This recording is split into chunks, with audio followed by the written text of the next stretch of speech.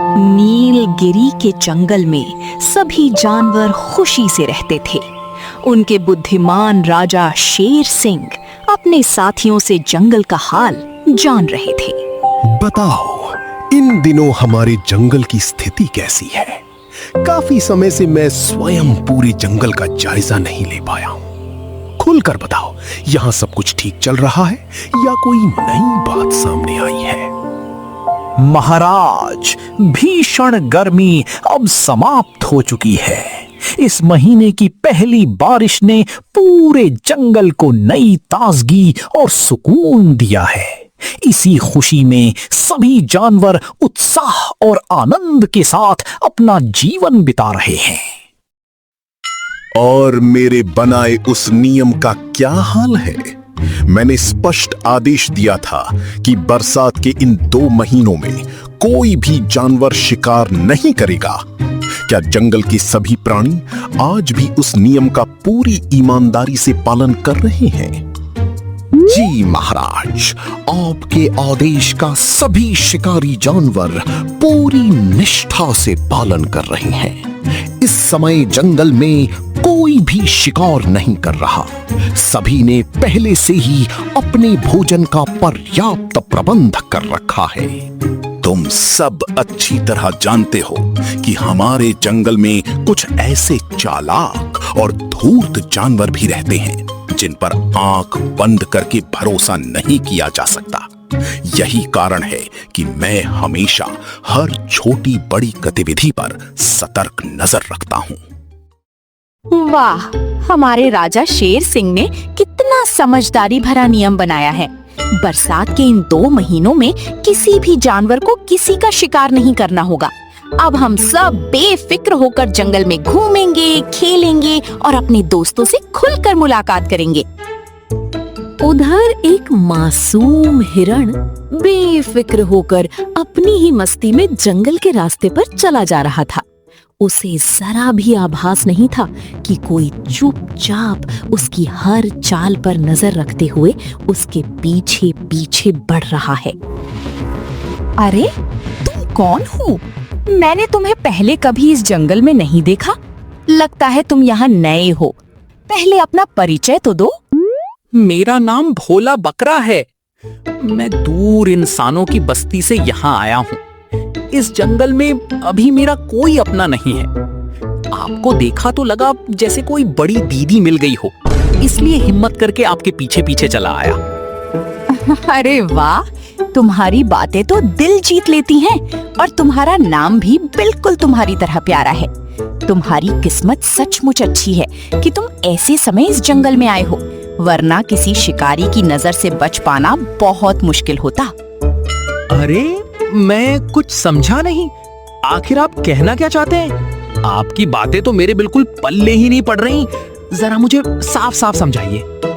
हमारे राजा शेर सिंह ने एक अनोखा नियम बनाया है।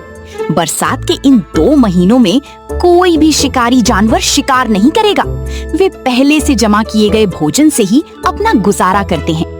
इसलिए इन दिनों हम जैसे शाकाहारी जानवर बेफिक्र होकर जंगल में घूमते हैं और खुलकर अपनी जिंदगी का आनंद लेते हैं। लगता है यहाँ पहुंचते ही सारी योजना बदल गई। मैंने तो सोचा था कि खुलकर शिकार करूंगा, लेकिन कोई बात नहीं। शुरुआत इसी हिरण से करते हैं। इसका शिकार हो गया तो कई दिनों के भोजन का इंतजाम अपने आप हो जाएगा। हिरण भाई, जरा एक पल इधर आइए। इन झाड़ियों के पास आपसे एक जरूरी और बिल्कुल निजी बात करनी है। बस 2 मिनट लगेंगे। अरे, पहली ही मुलाकात में मुझे झाड़ियों के अंदर बुला रहे हो? बड़ी अजीब बात है। खैर, चलो देखते हैं, आखिर ऐसी कौन सी बात है जो सबके सामने नहीं कही जा सकती। दोनों जैसे ही झाड़ियों के भीतर पहुंचे, भोले बकरे ने पल भर में अपना असली रंग दिखा दिया। मौका मिलते ही उसने अचानक हिरण पर जोरदार हमला कर दिया। इस जंगल के जानवर सचमुच कितने भोले हैं। इन्हें मेरे असली इरादों की जरा सी भी भनक नहीं लगी। अब देखना, इन 2 महीनों तक मैं एक एक करके सबका शिकार करूंगा और किसी को मुझ पर शक तक नहीं होगा।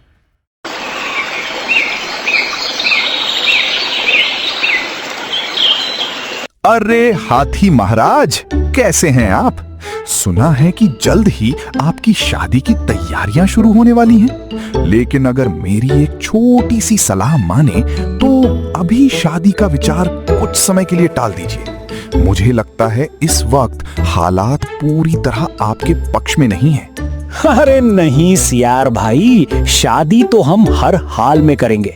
आखिर उम्र भर कुमारे थोड़ी ना रहना है। हमारी भी ख्वाहिश है कि हमारे आंगन में नन्हे नन्हे बच्चे खिलखिलाएं और हमारा घर भी खुशियों से गूंज उठे। अरे अरे, यहाँ कैसी गर्मा गर्म बहस छिड़ी हुई है।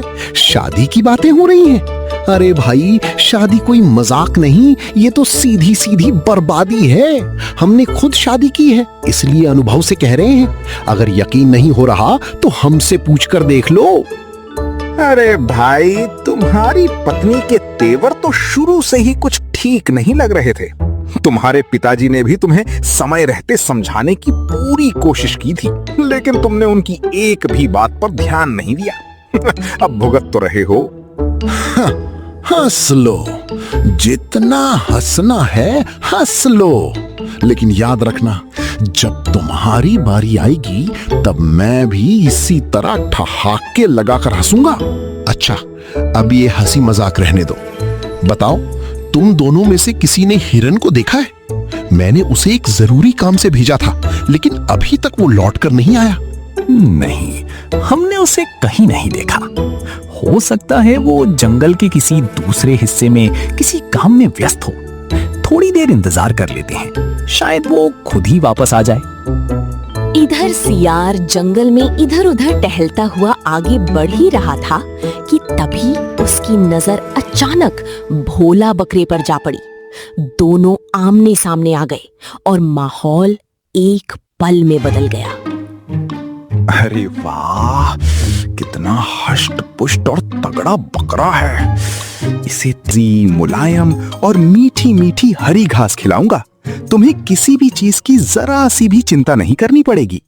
तभी अचानक सामने की झाड़ियों से हलचल हुई और अगले ही पल जंगल के राजा शेर सिंह वहां आ पहुंचे। उन्हें देखते ही पूरे माहौल में एकदम सन्नाटा छा गया। सियार, अभी इसी वक्त इससे दूर हो जाओ। तुम्हारी बातों में मुझे साफ साफ दुष्टता की बू आ रही है। याद रखो, तुम जैसे चालाक जानवरों पर नजर रखने और उन्हें नियंत्रण में रखने के लिए ही मैंने ये नियम बनाया है। इतना कहकर सियार वहां से चुपचाप चला गया। मालिक, आप सही समय पर आ गए। हमें तो इस सियार की नीयत पहले से ही ठीक नहीं लग रही थी। हम तो बहुत घबरा गए थे। तुम बिल्कुल चिंता मत करो। इन 2 महीनों में कोई किसी का शिकार नहीं कर सकता, इसलिए बेफिक्र होकर जंगल में घूमो। तुम्हें कोई नुकसान नहीं पहुंचाएगा। शेर सिंह की बात सुनकर भोला बकरा मन ही मन मुस्कुरा रहा है। उसे समझ आ गया था कि यही नियम अब उसके लिए सबसे बड़ा हथियार बनने वाला है। वाह, राजा खुद कह रहे हैं कि कोई मेरा शिकार नहीं कर सकता। अब तो इस जंगल में मुझे रोकने वाला कोई नहीं है। रात हो चुकी थी, चारों तरफ अंधेरा और जंगल बिल्कुल सुनसान था। चंकी बकरा शिकार की तलाश में घूम रहा था। रात अंधेरी है और जंगल भी सुनसान है। ऐसे में अगर 1-2 शिकार मिल जाएं तो मजा आ जाएगा। तभी सामने से एक भैंस आता दिखाई दिया। अरे, शिकार का नाम लिया और शिकार खुद यहाँ आ गया। चलो, इसे किसी तरह जाल में फंसाते हैं। अरे भैंस भैया, कहाँ जा रहे हो? जरा हमारी एक मदद कर दोगे क्या? अच्छा, बोलो, क्या मदद चाहिए तुम्हें? मैं हर तरह से मदद कर सकता हूँ। इन झाड़ियों में हमारी घुंघरू खो गई है। जरा आप उसे ढूंढने में हमारी मदद कर सकते हो का? अरे, ये भी कोई पूछने की बात है। लो, हम अभी झाड़ियों में जाकर तुम्हारी घुंघरू ढूंढते हैं। भैंस जैसे ही झाड़ियों के अंदर गया, चंकी बकरे ने मौका देखकर उस पर हमला कर दिया और उसका शिकार कर दिया। कोई सोच भी नहीं सकता कि एक बकरा होकर मैं जानवरों का शिकार करूंगा। इसी बात का फायदा उठाकर मैं इस पूरे जंगल में त्राहिमाम मचा दूंगा। अब तो बकरे को मानो कुबेर की चाबी हाथ लग गई थी। वो रोज किसी न किसी जानवर को अपनी मीठी बातों में फंसाता और झाड़ियों में ले जाकर उसका शिकार कर देता। दिन बीतते गए और जंगल में जानवरों के गायब होने की शिकायतें बढ़ने लगी। धीरे धीरे पूरे जंगल में चिंता और डर का माहौल फैलने लगा। ये क्या हो रहा है? जंगल में अचानक जानवर गायब कैसे हो रहे हैं, जबकि अभी तो कोई शिकार भी नहीं कर रहा है। आखिर ये जानवर कहां जा रहे हैं? क्या बात है महाराज, आप काफी परेशान नजर आ रहे हैं। क्या हो गया?